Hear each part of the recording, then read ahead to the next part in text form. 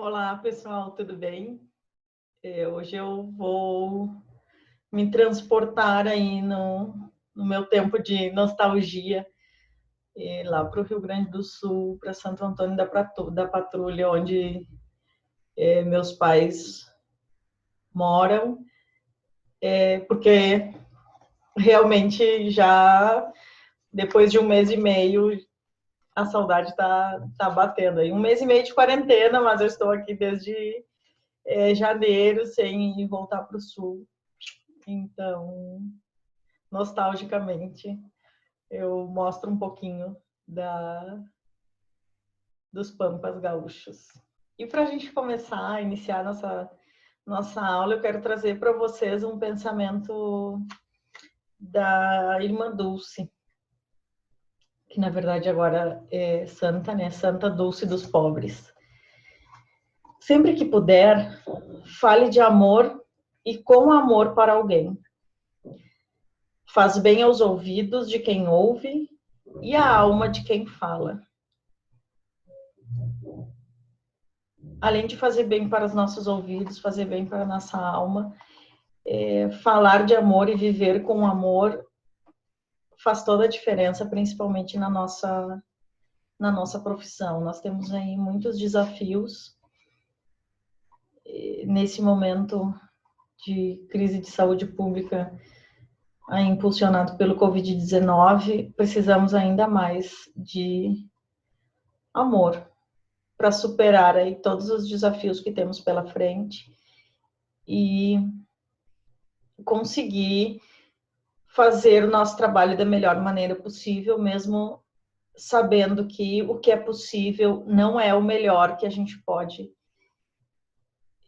dar, porque muitos de nós temos contextos em que os recursos são limitados para esse melhor possível, mas nós faremos o melhor que nós podemos fazer. E para nós iniciarmos a nossa conversa de hoje, nós vamos falar um pouco sobre a cultura digital e a inteligência coletiva. A inteligência coletiva, seus benefícios e riscos aí da educação conectada à tecnologia. Nós vamos conversar um pouquinho sobre a inteligência coletiva, mencionando que inteligência coletiva é um termo que foi trazido à tona aí por Pierre Levy, ainda na década de 1990. E eu tive o prazer de ministrar uma disciplina com ele no ano passado, sim, 2019, num curso na PUC do Rio Grande do Sul sobre educação transformadora.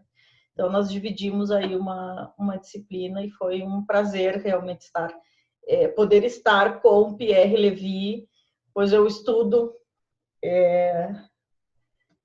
esse autor há muitos anos, desde que eu ingressei, aí iniciei os estudos em tecnologia e educação, foi um prazer, eu vou compartilhar um pouquinho com vocês o que nós desenvolvemos juntos nessa disciplina. Como pensar nessa inteligência coletiva sem pensarmos ou sem falarmos um pouco sobre o que é a nossa sociedade hoje? Nós vivemos em uma sociedade em que o uso massivo de tecnologia é uma realidade, seja aí no trabalho, na economia, no lazer, para o entretenimento. A tecnologia está presente no nosso cotidiano, ou no cotidiano de muitos brasileiros e de muitos seres humanos aí neste mundo. E, segundo García Arecho, que é um autor espanhol da UNED, da Espanha, ele diz que nós temos o desafio hoje de tentar aí transpor a sociedade do conhecimento para a sociedade da aprendizagem, que seria o quê? seria, para além da informação, o que nós vamos aprender dessa informação, e a sociedade do conhecimento é aquela que reflete sobre a informação. E a sociedade da aprendizagem é aquela que busca, a partir do conhecimento, a aplicabilidade desse conhecimento nos contextos em que estão inseridos. Ou seja, o que fazer do conhecimento, como tornar este conhecimento algo mais concreto. Ele diz que nós temos esse desafio. E a educação está nessa seara de auxiliar aí a que nós consigamos transpor o conhecimento para algo prático e palpável. E com isso, e também a partir disso, nós estamos em um constante processo de construção aí de novos conhecimentos. E quando a gente fala em tecnologia e educação, se nós formos parar para pensar, o presencial e o virtual estão imbricados aí em alguma medida. A presencialidade e a virtualidade, elas passaram a ter aí uma linha tênue que as distingue. Porque nós estamos tão... Por exemplo, as redes sociais são um exemplo disso. Nós estamos, muitas vezes, tão presentes na rede social que nós acabamos por virtualizar alguns aspectos da nossa vida, principalmente alguns aspectos sociais da nossa vida. A sociabilidade passa aí por ter momentos de virtualidade, e aí a gente acaba muitas vezes nos confundindo até com os espaços de socialização presenciais e virtuais. E se nós formos parar para pensar, eu trago aqui um desenho para vocês. Se nós pararmos para pensar o que você fazia quando chegava da escola, ou o que eu fazia quando chegava da escola, eu tinha o quê? Eu tinha televisão. Se a gente não fizesse alguma outra atividade, o único recurso de entretenimento que nós tínhamos, eletrônico, eu estou dizendo, é a televisão. E hoje, o que nós fazemos hoje? Nós temos aí uma infinidade de recursos de entretenimento. Nós temos redes sociais, nós temos filmes online, nós temos canais de entretenimento, nós temos videoconferência, nós temos stream de música, stream de vídeo, Xbox, PlayStation. É uma infinidade de opções aí que a gente acaba, às vezes, até nos confundindo. Então, o que nós precisamos pensar? Os nossos alunos hoje, quando eles voltam para casa das escolas, ou mesmo nesse período em que nós estamos em atendimento remoto, quando eles deixam de fazer as atividades escolares ou acadêmicas, olha a quantidade de opções, de recursos que eles têm para se entreter. O que há 20, 30 anos atrás não era uma realidade. Nós tínhamos uma opção, a televisão. Hoje nós temos infinitas possibilidades e muitas delas apenas numa tela pequenininha dessas. Nós temos todas aquelas opções aqui dentro. Imaginem só o que nós precisamos pensar enquanto docentes quando... eu não gosto de trazer a ideia de competir com a tecnologia. Eu gosto da ideia de trazer a tecnologia para ser aliada daí das nossas aulas e das nossas atividades escolares. Por quê? Quando a gente pensa na internet, por exemplo, tem uma pesquisa da Exalcom que ela demonstra o que acontece na internet em 60 segundos, em 1 minuto. Nós temos aí em 1 minuto 3,5 milhões de novas pesquisas no Google. 70 mil ou 70 horas de visualizações na Netflix. 16 milhões de mensagens de texto são enviadas. Quase 1 milhão de novos logins no Facebook. Dentre as outras ferramentas aí, o Spotify, o Messenger, compras online, Snapchat. Ou seja, em apenas 1 minuto, tudo isso acontece na internet. Todas essas atividades são realizadas em um único minuto. Ou seja, por que nós vamos querer competir com isso tudo se nós podemos ter isso aliado à nossa prática docente? Isso é o que nós vamos conversar agora nesses próximos minutos. Por quê? Porque quando nós pensamos em internet, em telefone celular, smartphone, videogame, nós pensamos o quê? Em entretenimento. O que nós precisamos pensar é como fazer deste entretenimento uma fonte de aprendizado, uma fonte de conhecimento. E aí eu trago para vocês aqui o exemplo desse menino. Esse menino, o nome dele é Jack Andraka. Ele, aos 15 anos, ele desenvolveu um método para diagnosticar o câncer no pâncreas. Esse método era simplesmente 168 vezes mais rápido, 26 mil vezes mais barato que o usual, 400 vezes mais sensitivo e com 99% de taxa de acerto. Digo para vocês, de onde ele tirou as informações para desenvolver esse método de diagnóstico do câncer no pâncreas, que é aquele papelzinho preto que ele estava mostrando. Ele retirou as informações da internet.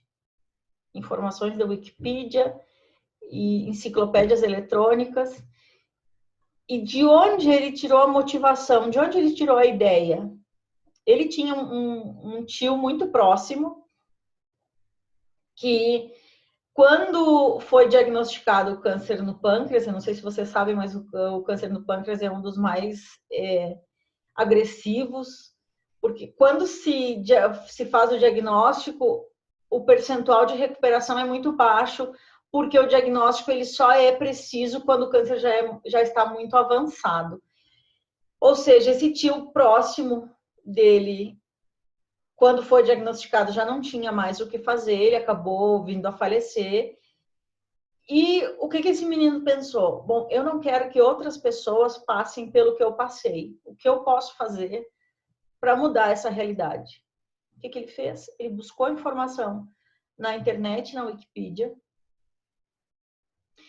Ele escreveu 4 ou 5 cartas para professores, explicando o que ele gostaria de fazer, que ele tinha encontrado informações, ele queria auxílio de um professor que tivesse um laboratório de química disponível para ele fazer os testes. Ele enviou 5. Nenhum desses, os 4 primeiros que ele enviou, ou não responderam, ou a resposta foi negativa.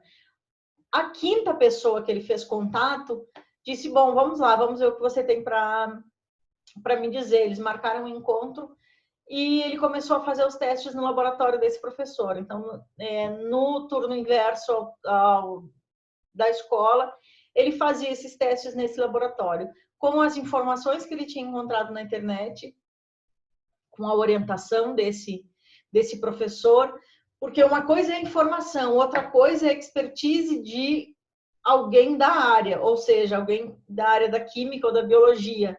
E eles juntaram essas duas coisas, mais a motivação desse menino para fazer o bem para a sociedade, e ele chegou nesse... É um adesivo, gente, desse tamanho. Um outro exemplo nessa mesma linha é esse outro menino, Easton, que aos 14 anos inventou um braço mecânico a partir de uma impressora 3D, ou seja, na oficina do pai, ele imprimiu numa impressora 3D e fez todos os componentes eletrônicos, que primeiramente ele era controlado pelo smartphone, pelo Bluetooth do smartphone, e agora o projeto dele é controlar com a mente, com os impulsos do cérebro.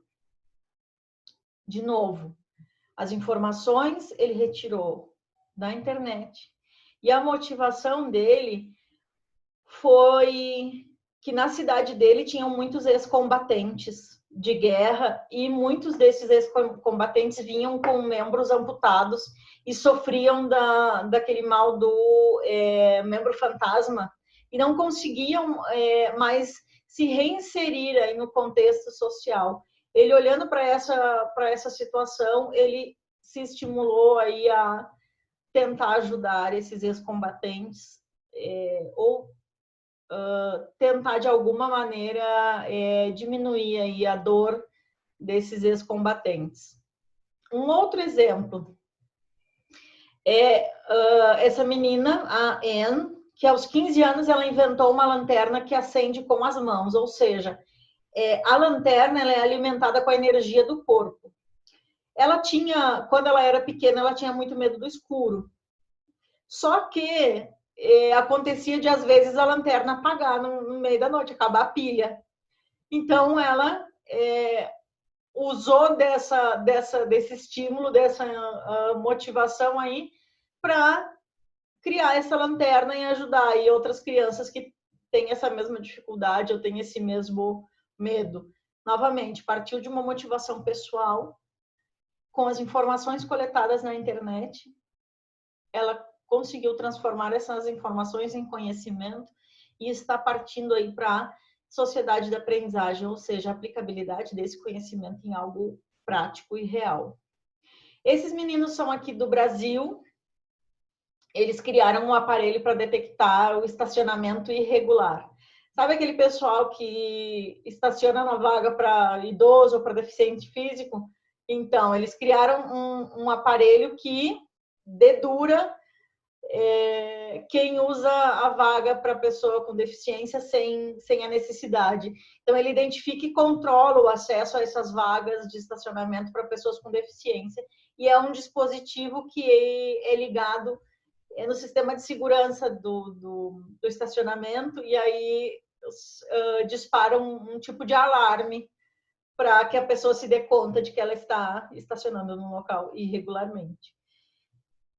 São meninos aí jovens do Colégio de Aplicação de BH, aqui do Brasil. Essa outra menina criou plástico a partir da casca de banana. E aí eu pergunto para vocês, o que eles têm em comum? Que todos esses jovens aí têm em comum? A cultura digital. Todos eles nasceram imersos neste mundo, neste contexto de cultura digital. Mas a cultura digital, ela não é só dispositivos eletrônicos, dispositivos computacionais. Essa cultura é mais do que isso.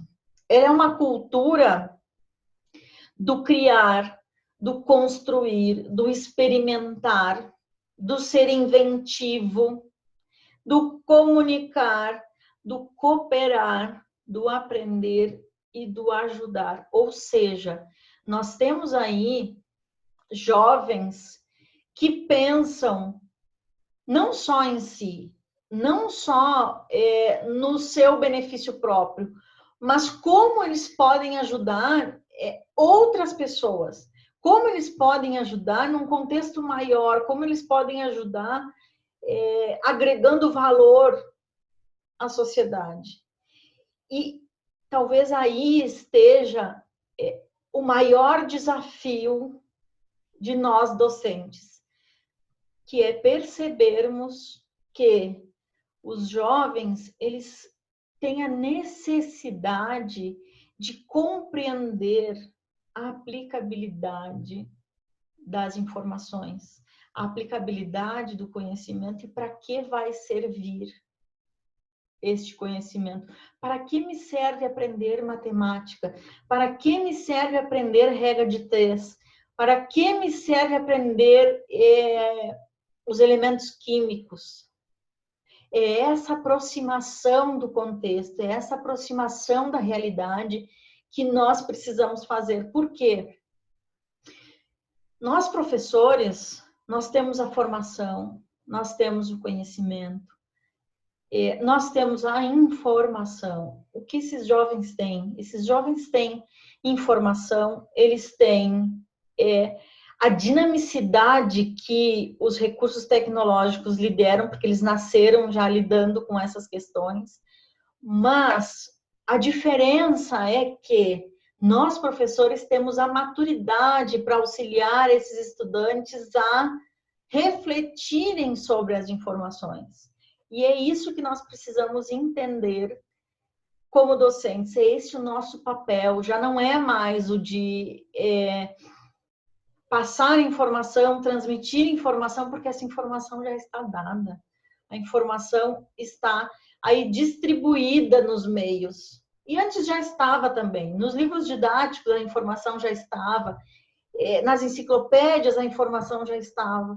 Só que talvez não era tão atrativo para ser, entre aspas, consumida. Ora, se a informação já está, nós precisamos auxiliar esses estudantes a refletirem, a pensarem sobre essa informação e como trazer essa informação para ser algo útil para o dia a dia, para o cotidiano. É isso que nós precisamos entender e é isso que a tecnologia pode aí nos auxiliar a trazer para esses nossos estudantes, a reflexão sobre a informação e a partir dessa reflexão pensar a aplicabilidade contextual do conhecimento. E eu acredito que quando nós conseguirmos perceber isso, nós vamos ter um ganho qualitativo nas relações de ensinar e aprender. Nós vamos ter estudantes mais engajados, nós vamos ter estudantes como parceiros de viagem, não só como alguém que precisa escutar o professor, precisa fazer avaliações, precisa ter notas para passar de ano, para terminar a escolarização formal. Isso tudo é importante? Sim, eu acredito muito nessa escolarização, mas eu acredito muito que nós precisamos transformar essa educação, e é um pouco do que a educação 4.0 fala, que nós vamos ainda retomar. E aí, quando nós falamos nessas relações, essas relações elas são interconexões. E aí, voltando um pouco no que Pierre Levy nos fala, ele fala de uma coisa que se chama a ecologia cognitiva. A ecologia cognitiva são as relações, as interações e os diálogos estabelecidos entre indivíduos e que possibilitam a construção do conhecimento. Ou seja, são a partir dessas interações que nós conseguimos dialogar e fazer a construção do conhecimento, porque o conhecimento ele é construído coletivamente.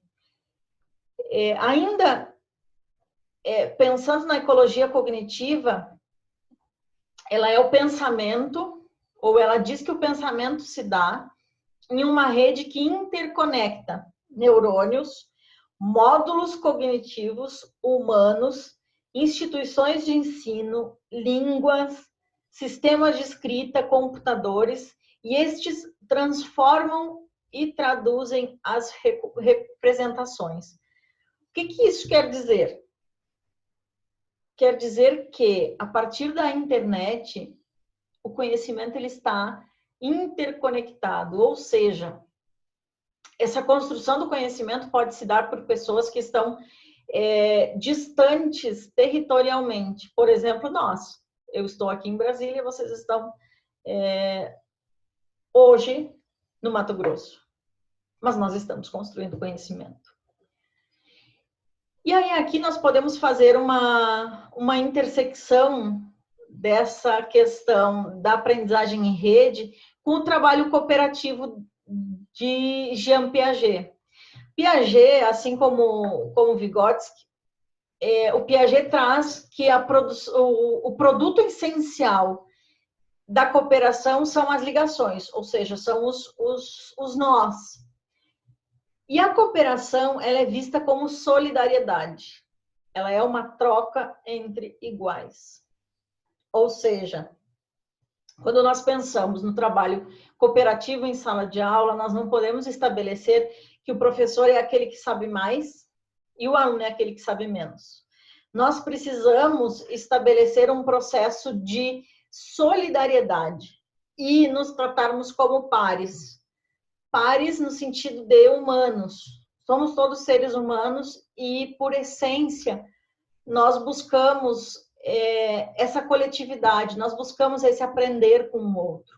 Isso precisa ser incentivado. Como nós, professores, temos essa maturidade para entender isso, nós precisamos estimular isso nos nossos estudantes para que esse trabalho cooperativo possa realmente acontecer, principalmente em sala de aula. E aí eu vou mostrar para vocês 2 vídeos. Um de uma escola em São Paulo, onde os alunos utilizam a tecnologia para encontrar meios para purificar a água. E uma outra menina da Bahia, que criou um aplicativo para expandir o acesso à saúde pública. Por que eu vou trazer esses 2 exemplos para vocês? Justamente porque nós estamos muito acostumados a buscar ou a pensar que só fora, em outros países, em países desenvolvidos, é que se tomam essas iniciativas. Não.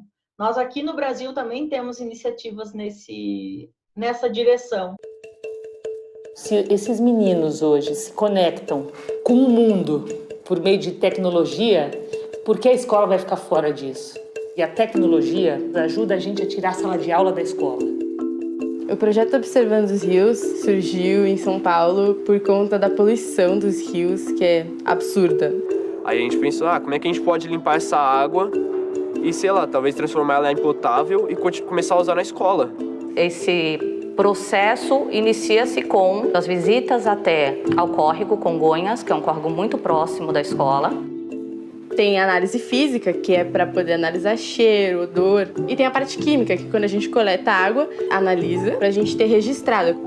Tinha uma antena parabólica que a escola não usava mais, que servia perfeitamente para o projeto. Essa antena, hoje ela serve para limpar essa água suja que a gente coleta do córrego. A gente focou todo o calor do sol no único lugar, que era o prisma. A água escorre nas paredes do prisma e ocorre o processo de condensação. E aí, através de uma mangueira, ela solta dentro de um recipiente onde a água já está limpa. Nós temos uma estufa grande na escola, então os alunos utilizavam essa água para plantio de alface, rúcula. Tem gente que acha que a tecnologia afasta a responsabilidade dos alunos. Pelo contrário, ele, através da tecnologia, desenvolve ferramentas para salvar essa água. Conforme você vai se apegando ao rio e à situação, você quer fazer alguma coisa a mais. Eu quero que esse projeto cresça muito, que é São Paulo Limpa para as futuras gerações. Sair do micro e ir para o macro.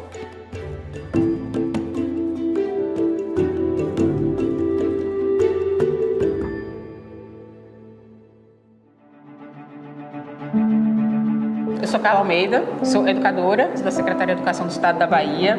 Fazemos a caravana de tecnologias, que tem como objetivo principal levar a tecnologia para todos os alunos e professores da rede pública do Estado da Bahia. O elemento mais importante hoje de você lidar com a tecnologia no contexto da educação para a criação de aplicativos é ver o aluno e a professora juntos produzindo elementos e ferramentas que venham facilitar suas vidas. Que nossa sociedade ela é muito carente do atendimento pelo Sistema Único de Saúde. Você tem que chegar cedo, pegar uma fila, pegar uma senha e demora muito. Isso é terrível, que você gasta dinheiro, gasta tempo. Então, o meu aplicativo, o Hack Saúde, ele tem como objetivo aproximar a população dos postos, fazendo uma parceria com que o usuário ele fique por dentro das coisas que ocorrem no posto de saúde, o dia da consulta, o médico que vai estar atendendo, de que horas, e até mesmo diminuir as filas de espera. Aqui vai ter também a vacina disponível no posto, ou seja, a campanha de vacinação contra gripe, febre amarela. Realmente vai ser muito bom para a gente. Ver alunas de escola de rede pública desenvolvendo uma série de aplicativos, buscando solucionar problemas do mundo, isso é inspirador, isso é mágico. A tecnologia está aí para ser uma ferramenta. Cabe eu manusear essa ferramenta de forma correta. O melhor de tudo é que, além de você sonhar o além, você faz acontecer. E eu sou prova disso.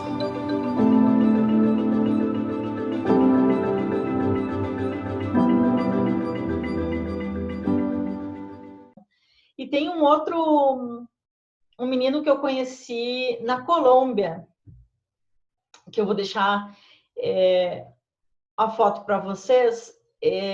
O menino era Sebastián, acho que sim, acho que era Sebastián o nome dele. Ele até participou de uma oficina comigo num evento sobre cultura digital nos processos educativos.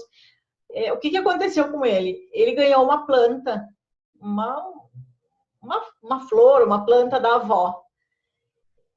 E ele foi passar o final de semana fora de casa e esqueceu de regar a planta. Quando ele voltou, a planta tinha morrido. E aí ele ficou muito sentido, porque a avó tinha dado para ele com muito carinho e para ele poder ser responsável e cuidar de um ser vivo. E aí, a partir disso, ele ficou pensando o que ele poderia fazer. Aí, o que ele fez? Ele é aluno do 7º, 8º ano, que o sistema de educação da Colômbia é um pouquinho diferente. Então, ele falou com um professor dele e ele começou a estudar formas de desenvolver um aplicativo de celular com um sensor que ele colocou na terra. E aí, esse sensor verifica quando a terra fica seca ou fica com falta de umidade, aí a informação é transmitida para o aplicativo e o aplicativo faz a medição da umidade da terra. Quando os níveis de umidade estão baixos, o aplicativo manda um sinal para o dispositivo eletrônico que rega a planta automaticamente. Então, a partir de uma questão pessoal aí de uma necessidade pessoal, o que esse menino teve a ideia? Bom, agora que eu sei que eu posso fazer a irrigação automática, ou seja, eu posso fazer esse processo de irrigação mecânico, qual é a ideia que ele teve? De desenvolver esse mesmo aplicativo ligado à energia solar para resolver um problema dos campesinos na Colômbia, que tem esse problema, muitas vezes, de seca. Então, no período de seca, eles têm baixa produtividade de produtos orgânicos. Então, ele está desenvolvendo agora, junto com um professor, e ele conseguiu a parceria de um professor da universidade nesse evento que ele foi apresentar o trabalho dele, que na verdade nós nos conhecemos por acaso. A mãe dele foi me buscar no aeroporto e nós conversando, ela explicou que o menino tinha inventado isso e eu convidei ele para fazer parte da oficina. E nessa oficina, como tinham professores da educação superior, um professor de engenharia convidou ele para participar do grupo, e aí eles vão desenvolver esse projeto com energia solar. Então, assim, são coisas que são instigadas aí, essas ideias estão nos nossos alunos. Essas ideias, elas já estão aí plantadas neles. Nós é que precisamos aprender a estimulá-los a utilizar melhor essas ideias que eles têm. E essa é a cultura digital. Essa é a ecologia dos saberes que o Pierre Levy fala. Essa é a inteligência coletiva, ou seja, a partir de uma ideia, eu me conecto com aquilo que, independente de esses alunos estarem conversando com pessoas sobre as informações que eles acessaram, quando ele acessa a informação na internet, ele está acessando um conhecimento, ele está acessando uma informação que foi construída coletivamente. Então, essa inteligência coletiva, ela é criada e desenvolvida a partir dessas conexões, ou seja, mesmo sem conhecer o autor de determinada postagem, por exemplo, lá na Wikipedia, essa inteligência, ela é coletiva, porque o aluno da Colômbia está acessando um material que ele nem sabe quem foi postado, mas que de alguma maneira foi propagado na rede e auxiliou ele de alguma maneira a construir um trabalho aí coletivo. Então, assim, essa coletividade, ela faz parte do nosso cotidiano. Não é futuro, é presente. Nós só precisamos virar a chave e fazer uso disso a nosso favor, principalmente nas relações de ensinar e aprender.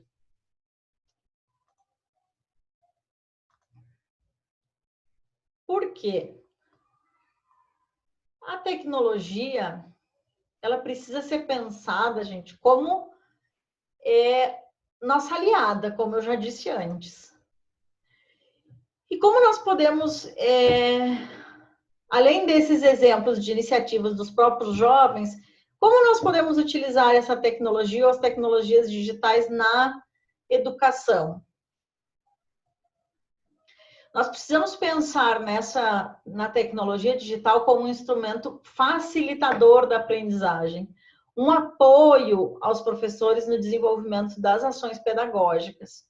Porque essa tecnologia, ela é uma forma de aproximar os estudantes do espaço educativo a partir da dinamização das aulas e de uma aprendizagem mais ativa. O sujeito do processo é o estudante e ele precisa ser um sujeito partícipe, não só receptor dessa informação. E aí nós precisamos ter consciência de que, nesta esfera, o papel do professor, ele é o de mediador, o de facilitador da aprendizagem dos estudantes. O professor precisa ser orientador. Ele é aquele que vai estimular o aluno nesse processo. Realiza intervenções sem dominar, planeja as aulas justamente já com este espaço para promover a autonomia do aluno. E ele promove as oportunidades de construção conjunta do conhecimento, ou seja, mas não só aluno, professor-aluno também, porque essa construção coletiva, ela é de todos, e o professor faz parte desse contexto de sala de aula. Em contrapartida, o aluno também precisa ser um sujeito ativo. Ele também é corresponsável por sua aprendizagem. A responsabilidade de aprender não é do professor, ou não é somente do professor. Esse processo, ele é um processo de corresponsabilidade e o aluno precisa estar ciente disso. Se ele não sabe, nós temos a função de explicar para ele que ele é responsável também pelo seu processo de aprendizagem. Eles são aprendizes, então, com mais responsabilidade e comprometimento, são ou devem ser, constroem aí a própria aprendizagem. Esse aluno pesquisa novos materiais, ou seja, ele também é aquele que traz materiais para serem pesquisados e serem debatidos coletivamente, e são ou devem ser alunos mais independentes e autônomos. Uma pesquisa realizada pelo CETIC-BR, que é um órgão que regula o uso da internet no Brasil, apresentou uma pesquisa que diz assim, ó, os alunos que são usuários da internet em escolas públicas, 83%. Em escolas privadas, 94%. Professores usuários da internet, de escolas públicas, 98%, de escolas privadas, 100%. Quando perguntados aos professores, quantos fazem uso da internet para atividades com alunos? Cerca de 39%. Os professores fazem esse uso. Ou seja, nós temos aí 98% fazem uso pessoal, mas apenas 39% traz esse uso para dentro da sala de aula. E é o que nós já conversamos algumas vezes. Nós sabemos fazer uso para o nosso consumo, mas não conseguimos ainda trazer isso para a nossa realidade de sala de aula. Mas, quando perguntados para esses 39%, a percepção sobre o uso das tecnologias nas atividades pedagógicas, aí 77% disse que passou a se comunicar com maior facilidade com seus alunos. Vocês viram a diferença? Ou seja, aqueles que trazem esses recursos para dentro do contexto de sala de aula conseguem ter um ponto em comum para conversar com os alunos e para fazer essa aproximação, principalmente com adolescentes, que a gente sabe que é um público, uma idade mais difícil de se ter essa conexão aí com o professor mais velho, digamos assim.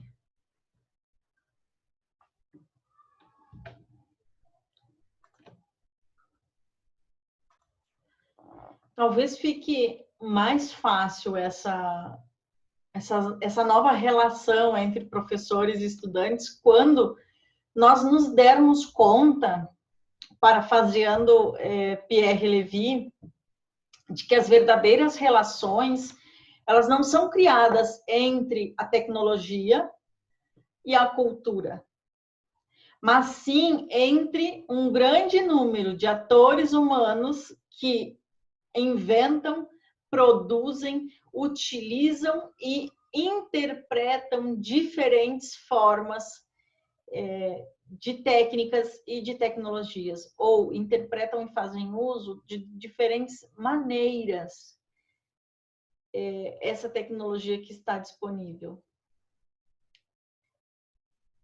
Essa é a cybercultura. Conseguir fazer uso de tudo que está disponível, de tudo que está à disposição e que pode ser co-criado.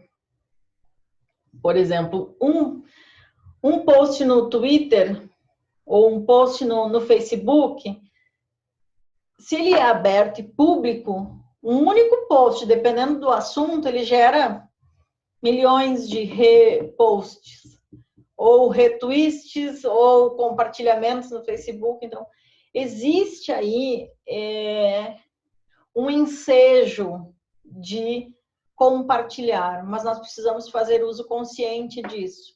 E aí nós, volto a dizer, nós professores, precisamos desenvolver a criticidade nos nossos estudantes.